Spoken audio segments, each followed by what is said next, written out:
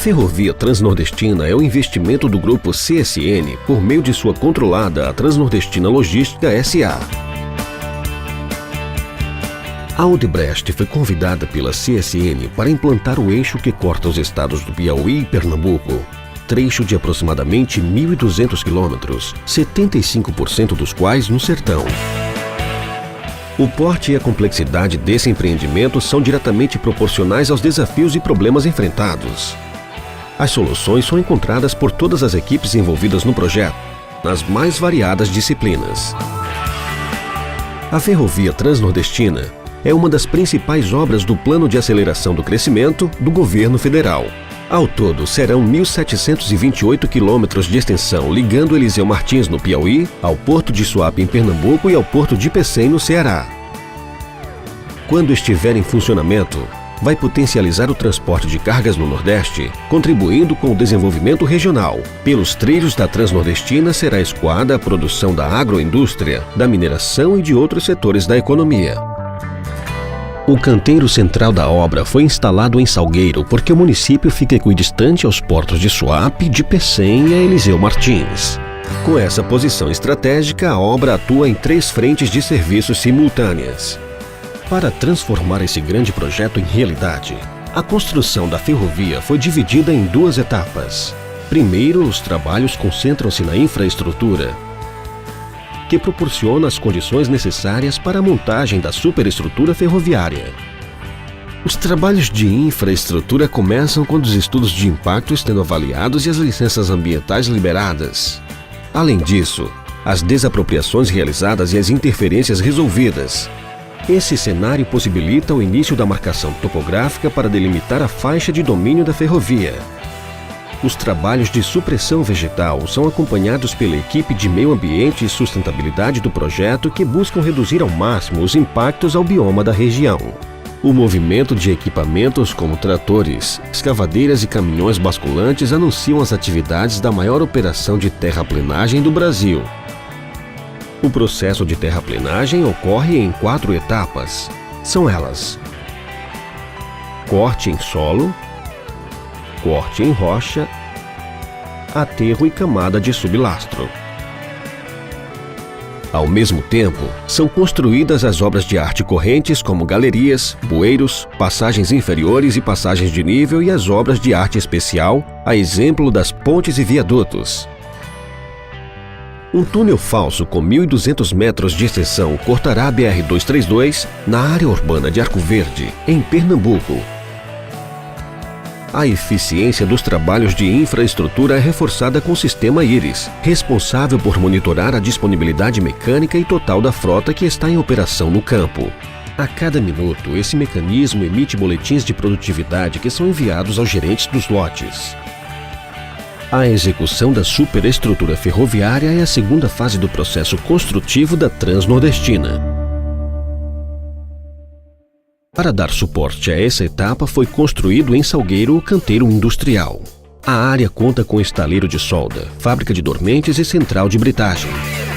No estaleiro de solda, os trilhos são levados para a área de lixamento com auxílio de rolos motorizados. Antes de iniciar a solda, são feitos os furos e o lixamento nas extremidades dos trilhos. No local, 10 trilhos de 24 metros são soldados com solda elétrica para transformar-se em barras de 240 metros, denominada de trilho longo soldado, ou TLS.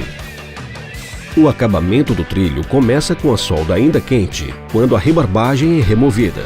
Antes de seguir para a segunda etapa do acabamento, a própria máquina de solda gera um relatório gráfico que possibilita a análise dos parâmetros de qualidade da soldagem.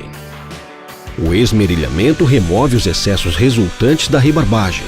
Com isso, obtém-se um rolamento correto e suave nas rodas dos veículos ferroviários. Quando sai da linha de soldagem, o TLS é empilhado com o uso de barrotes e com o auxílio de 16 pórticos.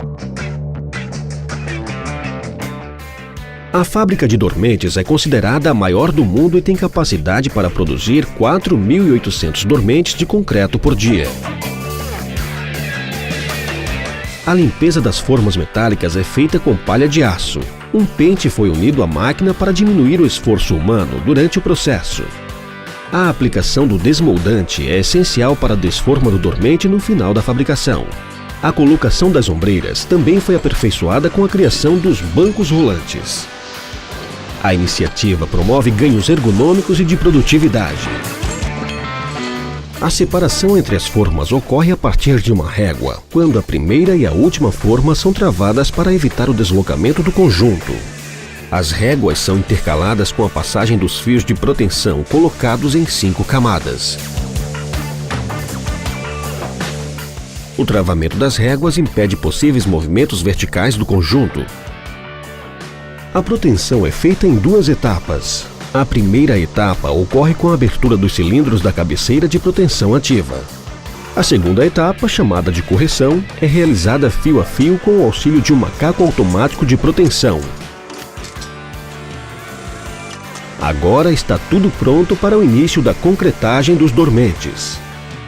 O concreto, produzido na própria fábrica de dormentes, é transportado até a máquina concreteira dentro de um balde transversal que se movimenta sobre uma ponte longitudinal.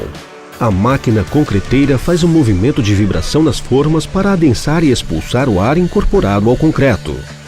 Para a cura dos dormentes, a pista é coberta por uma lona plástica disposta em cima dos arcos de cobertura. Os vapores de água lançados embaixo da pista agilizam o processo da cura dos dormentes. Esse procedimento dura em média 8 horas e conta com a supervisão de técnicos da área da qualidade. A equipe da qualidade também realiza os ensaios de rompimento nos corpos de prova dos dormentes. A desproteção é feita quando os fios entre as formas são cortados automaticamente com uma máquina desenvolvida para esse trabalho. A desforma dos dormentes é realizada por meio de um sistema a vácuo que suga e suspende as peças de concreto. Uma ponte rolante retira os dormentes que são levados ao estoque, onde aguardam para atingir a resistência necessária para aplicação na via. Os desmontes de rocha abastecem a central de britagem, que tem capacidade produtiva de 4.500 metros cúbicos de brita por dia. No britador primário, a rocha fragmentada é transportada por peneiras vibratórias que separam o rejeito de rocha limpa e forma a primeira pilha pulmão. O material da pilha pulmão segue para os britadores secundários, que reduzem novamente a granulometria do material. A partir daí, a rocha é elevada para as peneiras vibratórias, que separam o lastro dos agregados de menor granulometria. Uma terceira peneira separa os agregados em brita 1, brita 0 e pó de pedra, que são utilizados na fabricação dos dormentes. Já o lastro fica armazenado numa pilha pulmão à espera de ser aplicado na via. O trem de serviço é formado por pranchas que transportam até as frentes do serviço de montagem de grade 14 trilhos longos soldados e em média 2.688 dormentes por viagem. Na ponta da grade, os dormentes são descarregados com o auxílio dos pórticos de lançamento que transportam 56 dormentes. Eles são posicionados com espaçamento de 60 centímetros entre os eixos. Em seguida, o TLS é colocado em cima dos dormentes por meio de uma posicionadora de trilhos. Na montagem de grade, 7 barras de TLS são posicionadas de cada lado para que em seguida as talas de junção possam unir um TLS ao outro. Com essa etapa concluída, o trem de serviço descarrega sobre a via o lastro. As composições são abastecidas no canteiro industrial. A reguladora proporciona ao lastro a condição adequada para o início dos trabalhos da socadora. A socadora ajusta o nivelamento e o alinhamento da via permanente. Ela faz levantes máximos de 80 mm por vez para socar a brita nos apoios e empurrá-las para debaixo do dormente. A socadora tem como equipamento auxiliar um carro controle com nível laser que demonstra a precisão milimétrica do acabamento realizado. Sensores interligados ao ALC geram um gráfico de medição capaz de corrigir possíveis imperfeições. A etapa final é o alívio de tensão. O trabalho consiste em eliminar a tensão acumulada nos trilhos. O processo começa com a retirada das fixações. Depois, são colocados roletes para auxiliar na movimentação dos trilhos, quando eles receberem as pancadas. Com isso, elimina-se a tensão nas barras. Em seguida, retiram-se os roletes e os grampos são recolocados.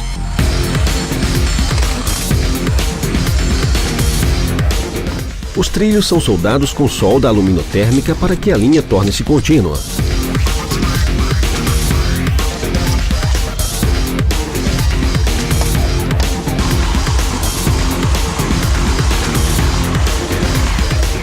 Os marcos quilométricos e os marcos de referência serão fundamentais durante a operação da via. O término do alívio de tensão indica que o trecho está concluído e pronto para a circulação das locomotivas.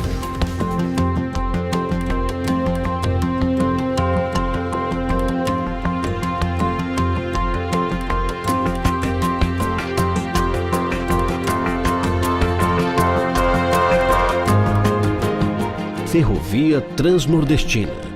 Um sonho transformando-se em realidade.